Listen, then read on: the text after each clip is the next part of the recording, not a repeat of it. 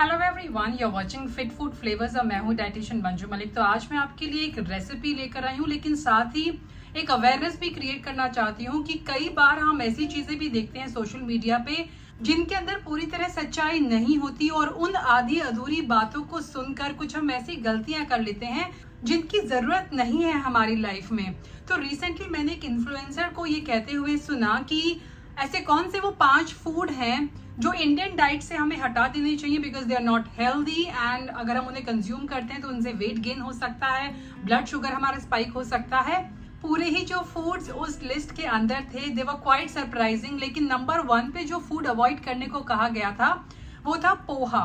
Now poha हम Indians की diet में स्टेपल है। नॉर्थ इंडिया से लेकर साउथ इंडिया, ईस्ट वेस्ट हर जगह पोहे को डाइट में कंज्यूम किया जाता है, इंक्लूड किया जाता है।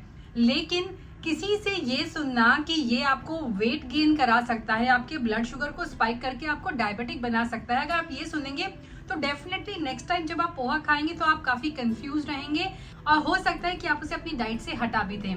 तो आज इसी मिथ को मैं ब्रेक करने आई हूँ और कोशिश करूंगी फ्यूचर में भी कुछ ऐसे ही मिथ्स को मैं ब्रेक करती रहूं। तो इन इन्फ्लुएंसर मैम ने बोला था कि हमें पोहा नहीं डाइट में ऐड करना चाहिए because it is dense in calories, protein नहीं होता है इसके अंदर, फाइबर बहुत लो, ऑलमोस्ट ना के बराबर होता है एंड इसका ग्लाइसेमिक इंडेक्स जो है वो काफी हाई होता है। ना सबसे पहले मैं आपको समझाती हूँ कि ग्लाइसेमिक इंडेक्स क्या होता है। तो ग्लाइसेमिक इंडेक्स एक स्कोर है जो फूड को असाइन किया जाता है ऑन द बेसिस कि वो फूड कितना जल्दी आपका ब्लड शुगर स्पाइक कर देता है जब आप उसको कंज्यूम करते हैं। और ये जो स्कोर है वो दिया जाता है 1 से 100 के बीच में।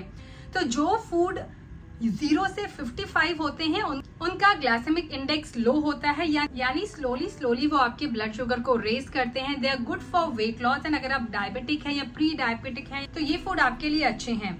वहीं 59 से 69 का स्कोर अगर उस फूड से एसोसिएटेड है, इसका मतलब ये है कि वो मॉडरेट जीआई इंडेक्स का फूड है। और 70 से लेके 100 तक जिन फूड्स का स्कोर होता है वो फूड्स होते हैं जो बहुत जल्दी हमारे ब्लड शुगर को स्पाइक कर सकते हैं। जैसे जो प्योर ग्लूकोज होता है उसका स्कोर 100 होता है, शुगर का भी उसी के आसपास होता है। जो भी हम एकदम मीठी चीजें खाते हैं उनका ग्लाइसेमिक इंडेक्स काफी हाई होता है। जैसे ही हम उन्हें कंज्यूम करते हैं तो हमारा ब्लड शुगर स्पाइक हो जाता है। और जितने भी रिफाइंड फूड्स हैं, प्रोसेस्ड फूड हैं, वो इसी कैटेगरी में आते हैं। ना सबसे पहले मैं आपसे क्वेश्चन पूछना चाहूंगी कि क्या आप पोहा जब कंज्यूम करते हैं तो उसे इस फॉर्म में कंज्यूम करते हैं, सिर्फ उसे वॉश करके आप खा लेते हैं? Don't you add other things to your meal जब आप पोहे को अपनी डाइट के अंदर ऐड करते हैं? रेगुलर पोहा है जो सेवरी नमकीन पोहा है, उसके अंदर वेजिटेबल्स जाती हैं, पीनट्स जाते हैं।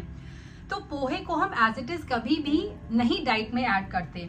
नाउ जब हम अपनी मील की बात करते हैं जिसमें सिर्फ एक फूड नहीं हम काफी फूड्स को कंबाइन करते हैं तो हम ग्लाइसेमिक लोड की बात करते हैं। ग्लाइसेमिक लोड एक ऐसा स्कोर है जो बताता है कि आपकी पूरी मील कंज्यूम करने के बाद आपका ब्लड शुगर कैसा रहेगा। ये जो स्कोर है वो 0 से 20 तक होता है।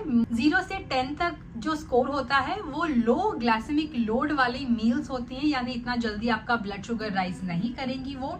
उसके बाद 11 से 15 के स्कोर वाली जो मील्स होती हैं वो मॉडरेट अमाउंट में हमारा ब्लड शुगर रेज करेंगी और उसके ऊपर अगर है तो वो अगेन पूरी मील जो है वो आपके लिए इतनी हेल्दी नहीं है। तो मैं अभी आपके साथ एक बहुत ही अमेजिंग रेसिपी शेयर करूंगी जिससे पोहा जो है ना सिर्फ वो एक एक्सीलेंट मील का पार्ट बन जाएगा बल्कि आप उससे बहुत सारे बेनिफिट्स एंजॉय कर पाएंगे। वो प्रोटीन में रिच हो जाएगा, फाइबर में हम इसमें प्रोबायोटिक्स भी ऐड करेंगे तो आपकी गट हेल्थ के लिए ये सुपर फूड बनने वाला है।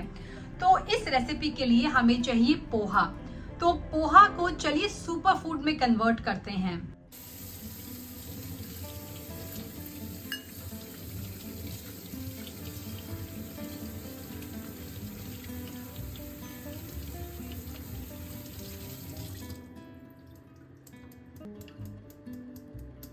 तो यहाँ बैठे बैठे मैं ये रेसिपी आपसे शेयर करूंगी। ये है पोहा। आप चाहें तो रेड पोहा ऐड कर सकते हैं, उसमें फाइबर थोड़ा सा ज्यादा होता है और प्रोटीन का अमाउंट भी, otherwise this will also work. I am adding this is my first step.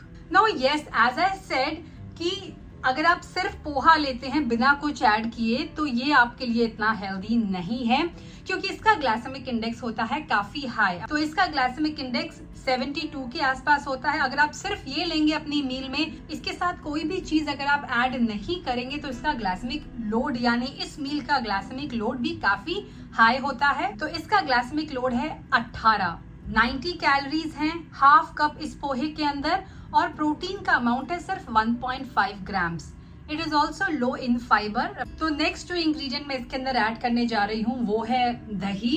ये घर की बनी हुई दही है और स्किम मिल्क से मैंने बनाई है, तो इसके अंदर फैट का अमाउंट भी कम है, but it is rich in protein, it is also rich in probiotics. तो आपका गट माइक्रोबायोम इससे इम्प्रूव होगा आपकी। अब इसका जो ग्लाइसेमिक इंडेक्स है और जो ग्लाइसेमिक लोड है वो हाई से मॉडरेट हो गया है, जो है अप्रोक्सीमेटली 55 से 60 के बीच में। ग्लाइसेमिक लोड की बात करूं तो वो है 14, जो मॉडरेट है। कैलोरीज इसके अंदर इंक्रीज हो गई हैं, 200 अप्रोक्सीमेटली कैलोरीज हैं।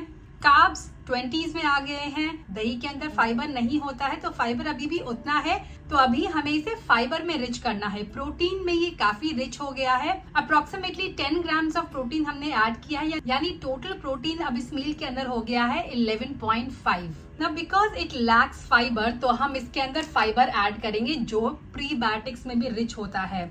सो जब हम प्रोबायोटिक्स एंड प्रीबायोटिक्स को एक साथ ऐड करते हैं तो वो आपकी गट हेल्थ को और भी ज्यादा बूस्ट करते हैं। प्रोबायोटिक्स के अंदर होते हैं हेल्दी बैक्टीरिया, और हेल्दी बैक्टीरिया को चाहिए फूड जब वो आपके गट के अंदर जाएंगे, तो वो फूड होता है प्रीबायोटिक्स के अंदर। प्रीबायोटिक्स यानी वो फाइबर जिन्हें प्रोबायोटिक्स कंज्यूम करते हैं और फिर वो रिलीज करते हैं कुछ केमिकल्स जैसे कि ब्यूट्रेट, जो आपकी गट हेल्थ को बूस्ट करता है, बिकॉज ये आपकी गट को लुब्रिकेट करके रखता है। और now the glycemic index of this meal has come down to 50, और इसका ग्लाइसेमिक लोड भी लो कैटेगरी से थोड़ा ही दूर है, जो है 11।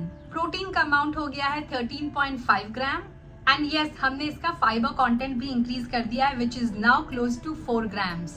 अब last but not the least हम इसके अंदर एक और फूड ऐड करेंगे, which is light on your stomach, जो घर में आसानी से मिल जाता है, आप प्रिपेयर कर सकते हैं। ये हैं हमारे स्प्राउट्स, जिसे मैंने हल्का सा स्टीम कर लिया था। तो स्टीम किए हुए मूंग स्प्राउट्स मैंने यहाँ पर ऐड कर दिए हैं, और ये है आपकी पूरी मील।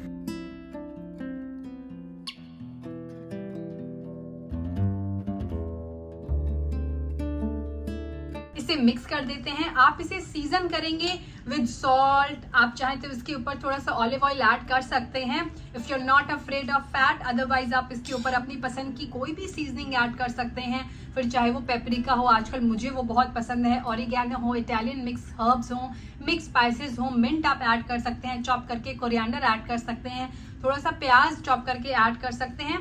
सो कम्प्लीटली अप टू यू कि आप इसे और कैसे हेल्दी बनाते हैं। This is a very very filling meal, आप देख सकते हैं। It is such a big bowl. अगर मैं इसकी टोटल कैलोरीज आपसे शेयर करूं तो इसकी टोटल कैलोरीज अभी भी सिर्फ 360 हैं। इसका ग्लाइसेमिक इंडेक्स 40 यानी बिल्कुल लो कैटेगरी में आ गया है। इसका जो ग्लाइसेमिक लोड है वो है 8, जो अगेन बहुत लो है और आपके लिए बहुत हेल्दी भी है। इसके अंदर 21.5 ग्राम्स ऑफ प्रोटीन भी है, मसल बिल्डिंग के लिए, मसल ग्रोथ के लिए, थर्मोजेनिक इफेक्ट के लिए, आपके मेटाबॉलिज्म को बूस्ट करने के लिए, आपको हेल्दी रखने के लिए, आपकी इम्यूनिटी को बूस्ट करने के लिए, आपके बालों के लिए, आपके स्किन के लिए, सारी चीजें इसके अंदर है। It is a highly balanced, nutritious and quality meal. अगर आपके पास ऑलरेडी वेजिटेबल स्टीम है, आपके स्प्राउट्स अगर रेडी हैं, तो आपको इसे बनाने में सिर्फ 5 मिनट लगेंगे। बाकी चीजों में प्रिपरेशन में अनदर 5 मिनट्स, यानी 10 मिनट में आपकी ये मील बनकर तैयार हो जाएगी। आप इसे ब्रेकफास्ट में या लंच में कभी भी इंजॉय कर सकते हैं।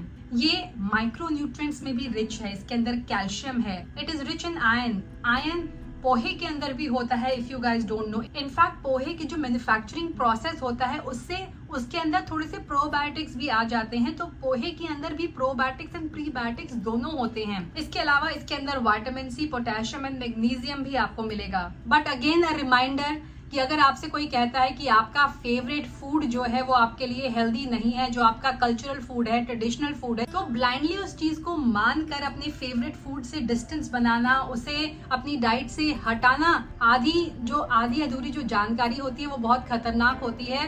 सो उस पर अपनी रिसर्च करें, नॉलेज गेन करने की कोशिश करें और समझने की कोशिश करें कि कितना इसमें सच्चाई है और कितनी ये बात गलत।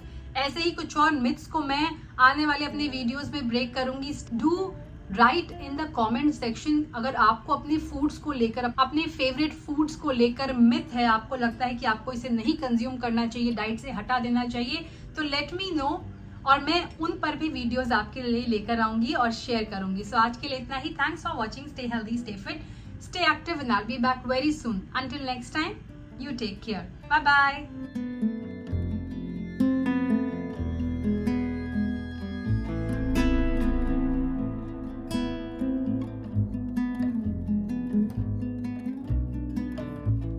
ट्रस्ट मी, सीजन करने के बाद it's just out of this world.